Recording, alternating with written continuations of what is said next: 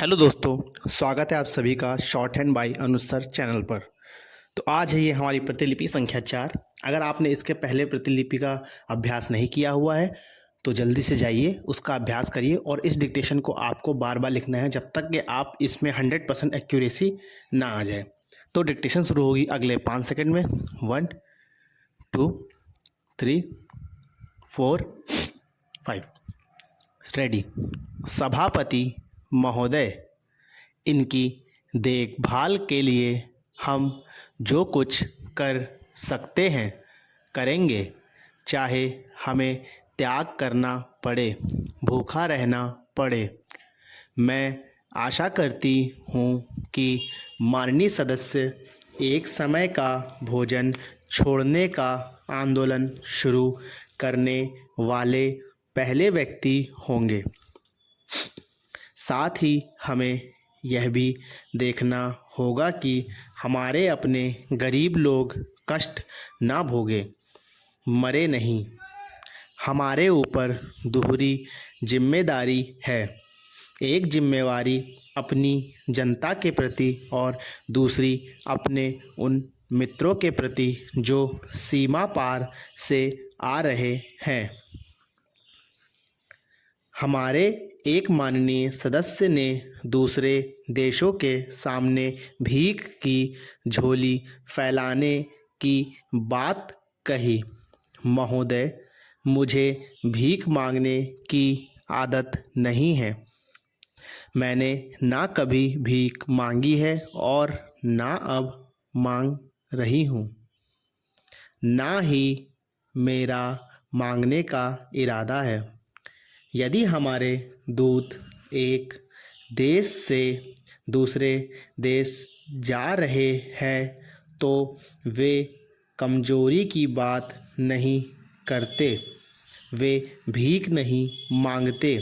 हम इसलिए उन्हें भेज रहे हैं क्योंकि यह एक अंतर्राष्ट्रीय जिम्मेदारी है और हम विश्वास समुदाय को हाथ झाड़कर इससे दूर नहीं होने देंगे। वे सहायता दें या ना दें, लेकिन दुनिया के इस हिस्से में जो कुछ हो रहा है उसके परिणाम उन्हें अवश्य ही भोगने होंगे। इस समस्या को हमें उनके सामने ठीक रूप में रखना चाहिए।